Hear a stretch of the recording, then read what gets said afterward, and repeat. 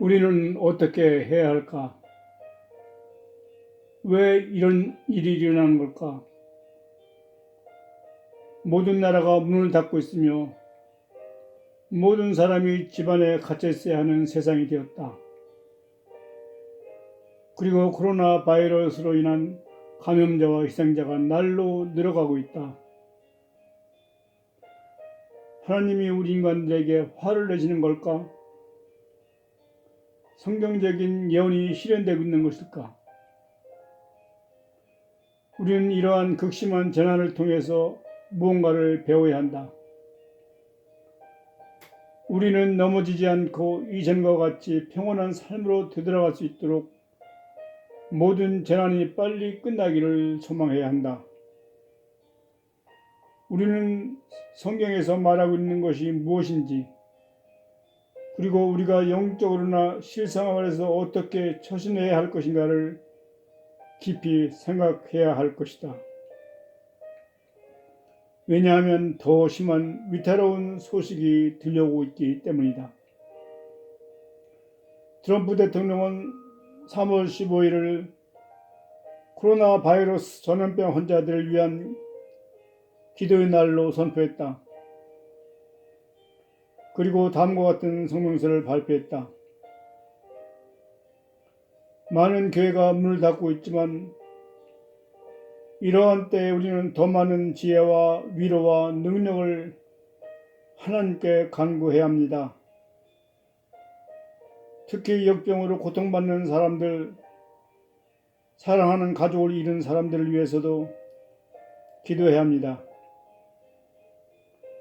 그리고 하나님께서 우리 국민들을 위해 구원의 손길을 펼치시도록 간구해야 하며, 또한 하나님께는 능치 못할 일이 없다는 것도 우리 모두가 기억해야 합니다. 하나님의 도우심으로 우리는 이 두려움을 극복하고야 말 것입니다. 대통령의 성명서는 매우 설득력 있는 내용이었다. 기독교 정신으로 세워진 나라, 그리고 모든 대통령이 하나님을 믿는 나라에서 트럼프 대통령의 담화문은 우리 모두에게 더욱 큰 믿음과 위로를 갖게 할 것이다. 그러나 여기에는 왜 하나님이 이런 역병을 우리에게 허용하시는지에 대한 언급이 없다. 하나님 앞에서 우리가 좀 더 겸손해져야 한다는 것도, 또 회개하고 우리 죄에서 돌이켜야 한다는 것도 없다. 단지 하나님께 위로와 보호와 능력만을 간구할 따름이다. 그런데 우리 한번 생각해 보자. 만일 치료할 수 없는 치명적인 질병이 전 세계에 퍼지고 모든 물품의 공급이 끊어진다면, 또 지진이나 피할 수 없는 다른 자연재해가 닥쳐온다면 그때 우리는 어떻게 하겠는가? 아니면 현실적으로 가능한 핵무기나 생화학 무기로 공격을 받는다면 어떻게 하겠는가? 이러한 극단적인 상황에 비하면 별것 아닌 지금의 현실에서 사람들이 어떻게 처신하는지 눈여겨보자. 지금이야말로 전 국가적인 기도의 날이 필요한 때이다. 3월 30일 트럼프 대통령은 부활절기에서 소셜 디스턴스 명령을 취소하고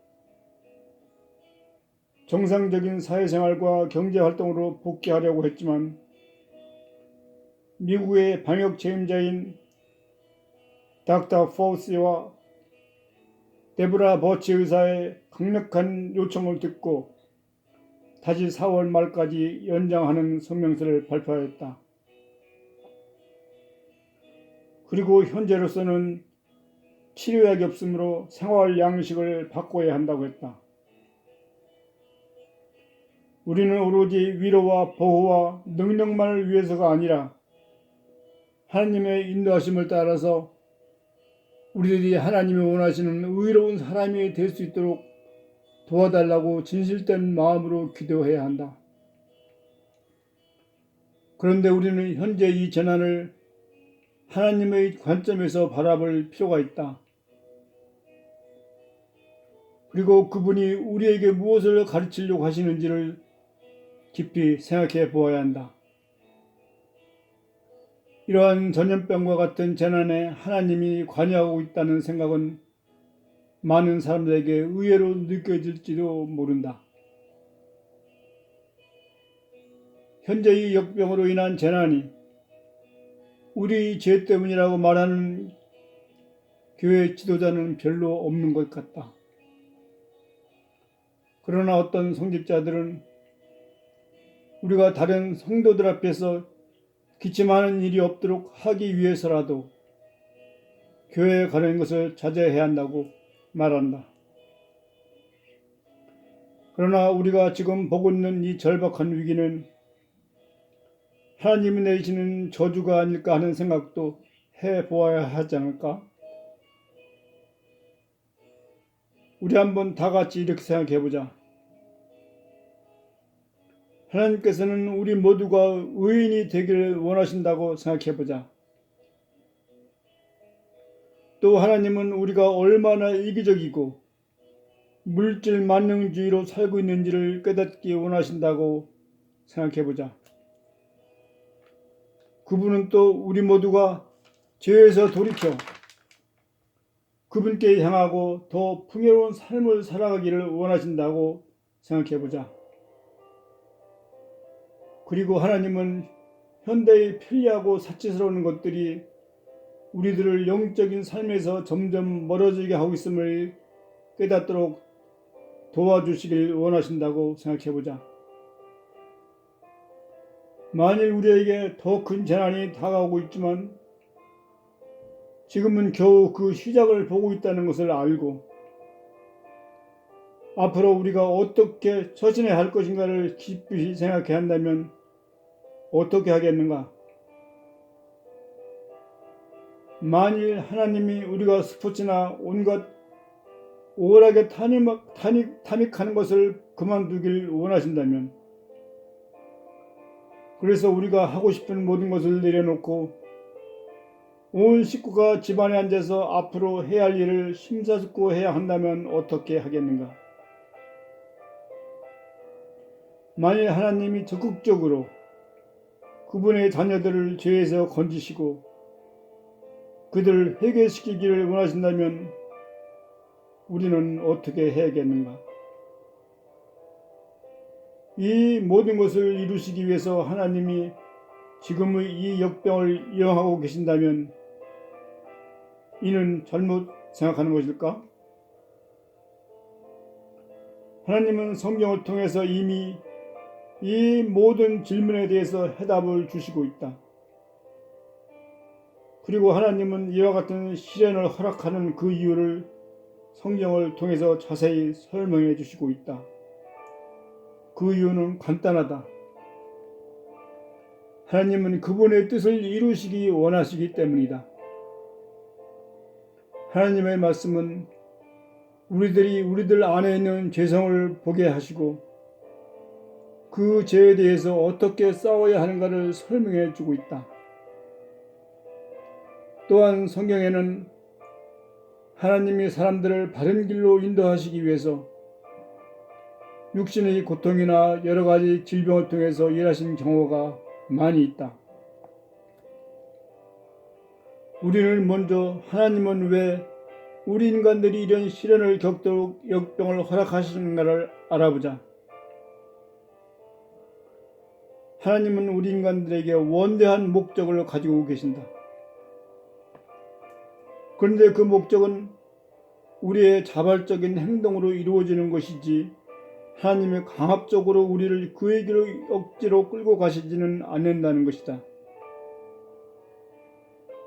성경의 첫 부분을 보면 이미 우리가 알듯이 우리 조상인 아담과 이브에게 자유의지가 주어졌으며 생명나무와 죽음의 나무 사이에서 자유롭게 선택할 수 있도록 하셨다. 그런데도 그들은 죽음의 길을 선택한 결과로 에덴 동산에서 쫓겨나고 생명나무에는 더 이상 접근하지 못하게 됐다. 그 후 인간들은 계속 범죄함으로써 노아의 홍수가 일어나게 했고, 하나님이 뜻하신 대로 그대로 한다면 실제로 이 지구상에서 우리 인류를 멸종시켜 끝낼 수도 있었다. 만일 하나님이 뜻을 바꾸지 않으신다면 말이다. 그런데 베드로는 이렇게 말했다. 하나님은 아무도 멸망치 않고 다 회개하기에 이르기를 원하시느니라. 회개는 우리 삶을 하나님의 사랑의 법칙에 견주어 보고 우리가 어떻게 잘못하고 있는지를 찾아서 우리의 가는 길을 돌려서 그 법에 따르는 것이다. 그리고 하나님의 법은 우리에게 하나님보다 우선으로 생각하는 것이 없어야 한다는 것이다.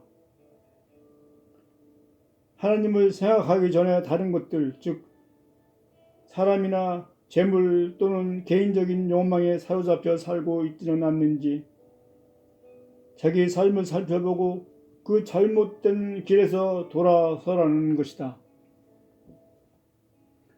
하나님은 우리 각자가 처한 이 현실을 자세히 살펴보고 자기 마음에 오는 재앙을 깨닫기를 원하신다. 그래서 솔로몬은 성전 봉헌식에서 온 회중을 마주서서 하늘을 향하여 손을 펴고 이렇게 간구하였다. 주의 백성이 다 각각 자기 마음의 재앙을 깨닫고 이 전을 향하여 손을 펴고 무슨 기도나 무슨 간구를 하거든 주는 계신 곳 하늘에서 들으시고 용서해 주시옵소서. 우리는 하나님 앞에서 참된 회개를 해본 적이 있는가?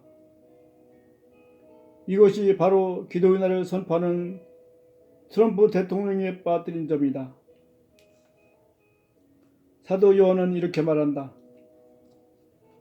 무엇이든지 구하는 바를 그에게서 받나니 이는 우리가 그의 계명들을 지키고 그의 앞에서 기뻐하시는 것을 행함이라.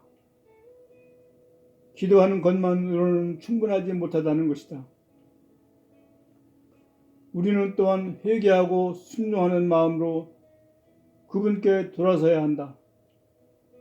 베드로는 말했다. 하나님은 의인의 기도에는 귀를 기울이시지만 악인에게서는 그 얼굴을 돌리신다고. 우리는 지금과 같은 재난 속에서 얼마나 많은 사람들이 간절한 마음으로 하나님을 찾고 있는지, 또 얼마나 많은 사람들이 이러한 재난을 불러온 자신들의 죄악성에 관심을 두고 있는지 알 길이 없다.